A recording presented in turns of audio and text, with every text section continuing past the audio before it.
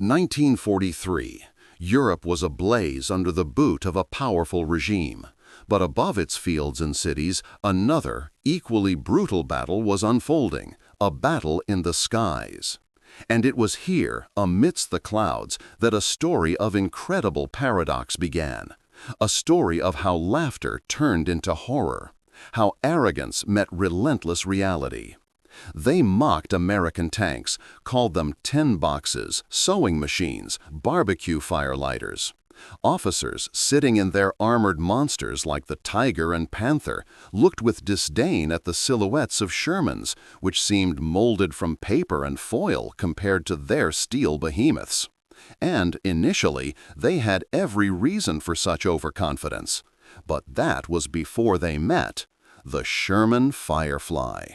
1944. Summer. The coast of Normandy. After the Allied landings, every day turned into hell on earth. The tank power, honed for decades in blitzkrieg doctrines, encountered something in the fields of France that should have been easy prey: the American M4 Sherman tank. To a seasoned tank ace, accustomed to the immense size and thick armor of their own machines, the Sherman looked almost comical. A low-profile, thin, tin-can armor, a maximum of 63 millimeters on the frontal glacis, compared to 100 millimeters on the Tiger and 80 millimeters on the Panther. Its 75 millimeter gun, effective against infantry and light armor, was practically useless against the frontal armor of their heavyweights. Imagine the scene: a tank crew dug into position, watching American Shermans slowly move across the field. Grins through gritted teeth. "These Americans have sent us flying milk bottles," a radio transmission from one of the tank crews might have sounded. "Our Tigers will eat them for breakfast." And it wasn't empty boasting. Early engagements confirmed the Allies' worst fears. A standard Sherman M4 with a 75 millimeter gun could only penetrate a Tiger's frontal armor at extremely short ranges, rarely achieved in actual combat, and only with a perfect hit. For the Panther, the situation was only slightly better. Meanwhile, the Tiger's 88 millimeter gun and the Panther's 75 millimeter KK-42L70 could penetrate a Sherman at ranges up to 2,000 meters with almost 100% certainty. It was a deadly imbalance. The tank crews, veterans of the Eastern Front who had endured the hell of the Battle of Kursk, were experts. They knew how to utilize their superior machines.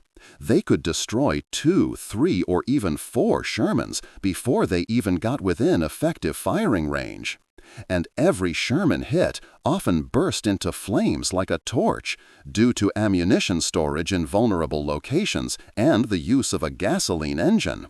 Hence the derogatory nickname Ronson, after the popular lighter, light's first time. By June 1944, American tank units were suffering catastrophic losses. Morale plummeted. The standard casualty ratio was horrifying. It took 3 to 5 Shermans, sometimes more, to destroy a single Tiger or Panther. It was a war of attrition that the Allies seemed to be losing at the tactical level. But then, just as the command was rubbing its hands together, anticipating an easy victory over the American tin boxes, a new player entered the battlefield. And it wasn't American, it was British. The Allies understood they needed firepower, not just superior, but overwhelming. And they found it in the legendary British 17-pounder anti-tank gun. A gun capable of penetrating anything. But how to install this monstrous barrel into the relatively small Sherman? British engineers performed a miracle. They took a standard Sherman hull, slightly modified the turret, removed the co-driver's position to make room for larger shells, and, with gritted teeth, squeezed in the 17-pounder gun. It was like trying to fit an elephant into a phone booth, but they did it. And so the Sherman Firefly was born.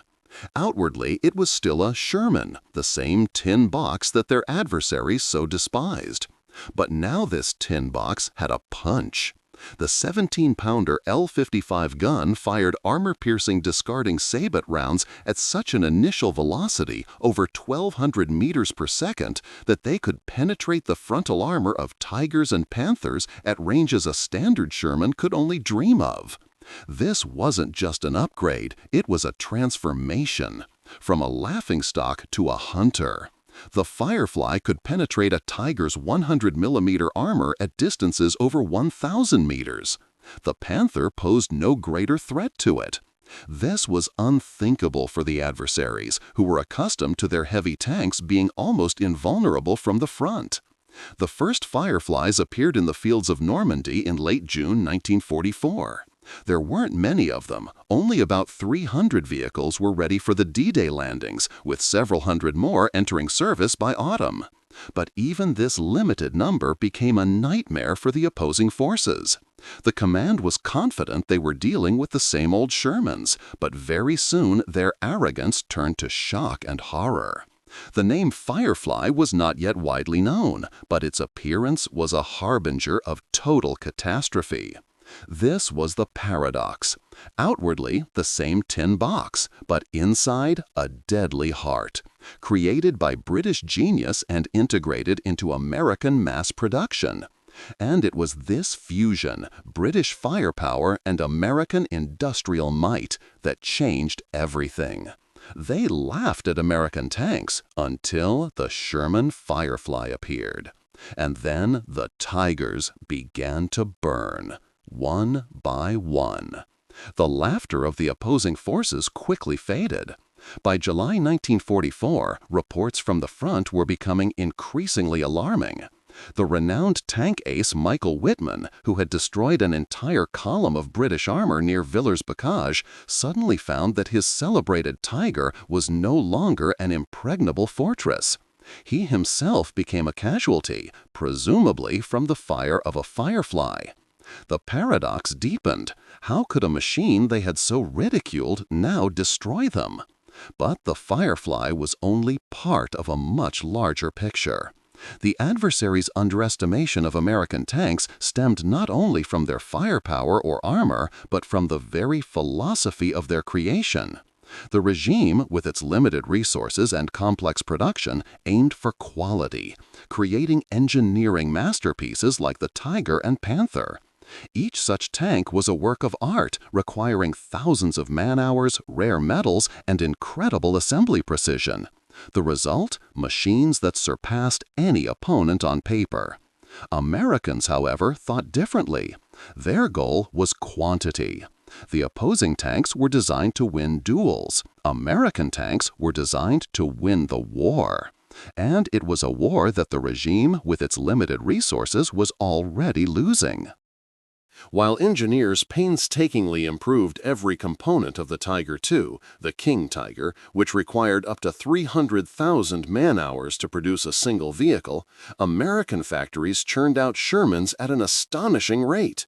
Peak Tiger production was around 100 vehicles per month. At the same time, the Chrysler plant in Detroit produced 250 Shermans per month on just one line. Factories like the Detroit Arsenal reached production of over 1,000 tanks per month by mid-1943. This wasn't just a difference in production speed, it was a difference in entire worlds. The regime could produce one Tiger in 2,000 hours, investing almost 100 tons of steel. The USA produced one Sherman in 5,600 man-hours, counting the entire cycle, including components, but using far less scarce materials and significantly simpler technologies. Most importantly, they produced them exponentially. By the end of the war, only 1,347 Tigers of all modifications had been produced, about 6,000 Panthers, but almost 50,000 Shermans. This was not a battle of tanks, it was a battle of factories, and the American factory knew no fatigue. This incredible production speed allowed the Americans not just to replace losses, but to flood the battlefield. If one Sherman was knocked out, 10 new ones appeared in its place. If the opposing forces lost a Tiger, it was an irreplaceable loss for them. For the Americans, it was just another line on a report. The USA, entering the war without full industrial experience in large-scale tank production, managed to build the most powerful tank industry in the world within a few years. Factories that had produced cars, refrigerators, and sewing machines before the war were repurposed for tank production. They used assembly line methods, standardized components, and simplified designs, allowing yesterday's housewives and accountants to assemble combat vehicles. The engineers might have scorned the simplicity of the Sherman, but that very simplicity was its greatest strength. It was field repairable, easy to maintain, and its main components could be replaced in a matter of hours.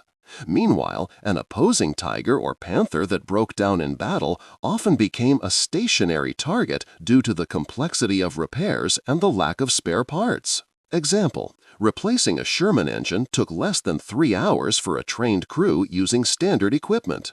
Replacing a Tiger engine took 6 to 8 hours under ideal workshop conditions, requiring a specialized crane and a large team.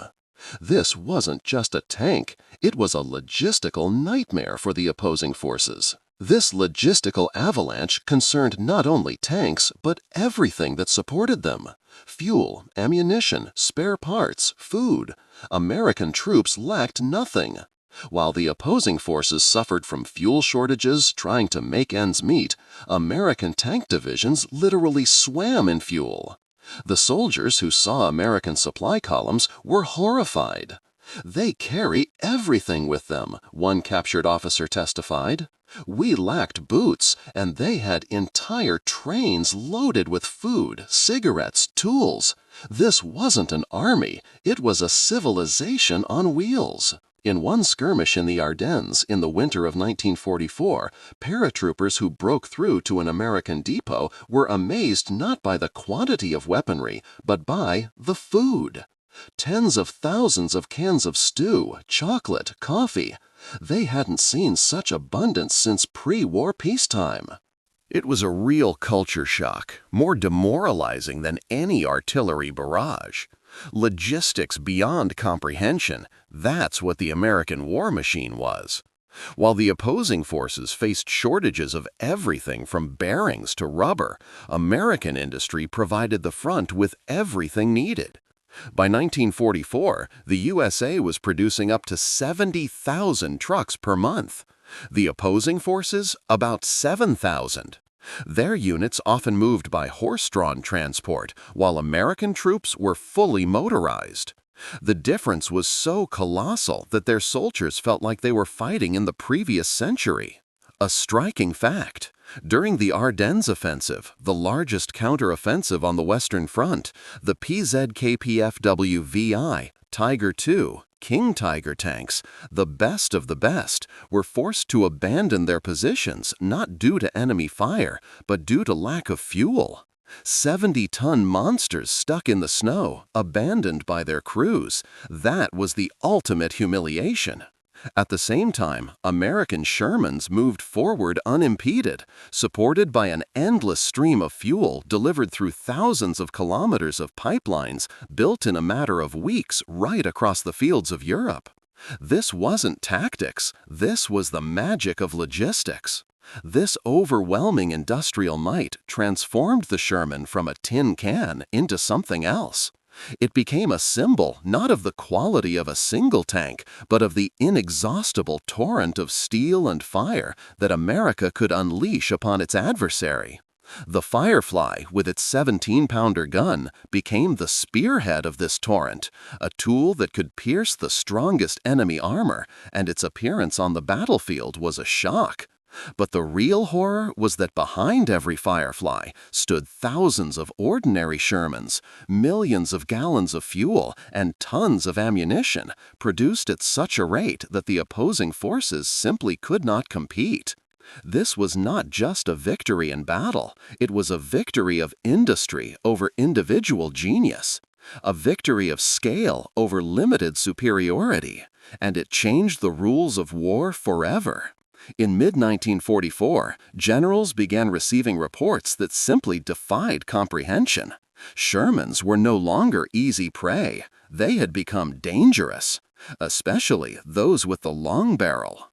Obergruppenführer Sepp Dietrich, commander of the 6th Panzer Army, personally encountered this new reality. His elite units, accustomed to crushing the enemy, now met resistance that seemed to emerge from nowhere. The most shocking thing was not just that the Firefly could penetrate a Tiger. The most terrible thing was that it did so while remaining a Sherman. Scouts often couldn't distinguish a Firefly from a regular M4 on the battlefield until it was too late. The only clear external difference was the longer barrel and the absence of a muzzle brake, which the Allies camouflaged. Firefly crews even painted the tip of the barrel white to make it appear shorter, deceiving enemy observers. This simple trick allowed them to get within effective range before opening fire. And when they opened fire, it was devastating. Recall August 8, 1944, Operation Totalize. The British 1st Polish Armored Division clashed with elements of the 12th SS Panzer Division near Saint-Étienne-de-Kremesnil. Here, a Polish Firefly, commanded by Sergeant Sidney Oliver, engaged tanks led by Michael Wittmann himself, one of the greatest tank aces. It was in this battle that Wittmann likely met his end.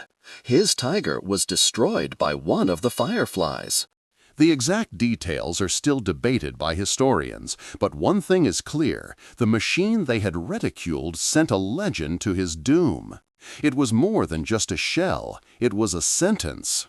Testimonies from tank crews of those days sounded like a condemnation. When we heard the 17-pounder fire, we knew we were in trouble. That sound was different. It meant the armor that had protected us for so long was now nothing more than paper. But the real shock lay not in the tactical advantages of individual tanks. It lay in the fact that the Firefly was merely the tip of the iceberg of American industrial might. Imagine the contrast. To produce a single 88mm KWK-43 gun for a King Tiger, thousands of hours of skilled labor were required. The USA produced thousands of 76 and 90mm guns per month, which, though inferior in caliber to the 88mm, combined with the 17-pounder guns on the Shermans to create overwhelming fire superiority. By 1944, despite all efforts, the regime could field at best 500 to 1,000 combat-ready tanks and assault guns on the Western Front simultaneously. The Allies up to 6,000, 8,000 vehicles, and this number was constantly replenished with new deliveries. This incredible difference in numbers led to anecdotes and testimonies that still sound shocking. Historical anecdote. Once, during the Ardennes offensive, an opposing tank company, stumbling upon an American ambush, destroyed 10 Shermans. It was a brilliant victory. The company commander radioed in his success. But just a few hours later, 20 new Shermans advanced on their position, and this time the opposing forces had no chance. They weren't fighting a company, they were fighting a factory. It was demoralization in its purest form. From a soldier's memoirs. We captured an American convoy. There wasn't just food and cigarettes, there were new boots for every soldier, clean socks, toothbrushes, chocolate. On our front, men were dying of frostbite because there was no warm clothing, and they had everything in abundance. We were fighting people who, even in their trenches, lived better than our officers in the rear. It wasn't fair. A particular shock was the American ability to recover losses. While a damaged opposing Tiger or Panther was often considered an irreparable loss due to the complexity of repairs, lack of spare parts, and inability to evacuate, a damaged Sherman returned to service at lightning speed. American repair crews equipped with powerful recovery vehicles and mobile workshops could retrieve any tank, even under fire, and repair it in a matter of days or even hours. The average repair time for a Sherman after combat damage was 1 to 3 days. For a Tiger or Panther, 1 to 3 weeks, often with transportation to the deep rear, which was almost impossible given the total Allied air superiority. This wasn't just logistics, it was a non-stop machine. American industry was so powerful that it could produce not only combat vehicles, but also the full spectrum of necessary support. 10 million artillery shells per month. 3 billion small arms cartridges annually. 150 million tons of cargo crossing the Atlantic in 1944. The numbers don't lie. This was not an equal fight. It was an overwhelming suppression. The opposing forces could produce tanks that were technically more complex and powerful in individual combat, but they produced them 10-20 times slower than the Allies produced Shermans. Most importantly, they couldn't provide them with enough crews, fuel, spare parts, or ammunition. When, in early 1945, Soviet troops discovered entire fields on the Eastern Front strewn with abandoned tanks, Tiger IIs with stalled engines, Panthers out of fuel, it became the final testament to the fact that the war machine simply could not sustain such a pace. It choked on its own complexity and lack of resources. The Sherman Firefly was more than just a tank, it was a messenger of a new reality. It brought not only the 17-pounder gun, but also the realization that the regime was not fighting an army, but an industrial colossus that could afford losses that were fatal for its adversary. The laughter at the tin boxes turned into a sticky dread of this relentless, countless avalanche of steel, lead, and absolute abundance. They lost without even understanding that the battle was not on the battlefield, but in the factories of America. These Americans don't fight by the rules. They don't throw tanks at us, they throw entire warehouses. This phrase, supposedly uttered by one of the generals, became a reflection of growing despair. By the end of 1944, as the Western Front turned into a meat grinder and the Eastern Front was already drenched in blood, the opposing forces began to understand that they were not fighting an army, but a non-stop machine. The generals, trained in the philosophy of surgical strikes, deeply echeloned defense, and qualitative superiority, simply could not grasp the American doctrine. If you have a problem, throw so many resources at it that it disappears. Not enough tanks? Build 10 times more. Not enough firepower? Mount a gun that can penetrate anything and produce it so that it's in every platoon. It was in this context that the Sherman Firefly became a symbol not just of British firepower, but of American logistical suppression. Its 17-pounder gun, beyond penetrating enemy armor, delivered a psychological blow. Opposing crews, until then confident in their safety, now knew that behind every bush could lurk a firefly, capable of turning their Tiger into a burning coffin. This constant threat undermined morale, forced them to act more cautiously, and slowed down offensives. Anecdotes of shock and demoralization multiplied. One officer, captured after a tank battle, was interrogated by the Americans. When asked about the condition of his units, he replied, "You have tanks, we have tanks. You have guns, we have guns. But you have no idea how much gasoline you have." This was said in the context where his own battalion had been forced to abandon most of its vehicles due to lack of fuel. American fuel tanks seemed bottomless.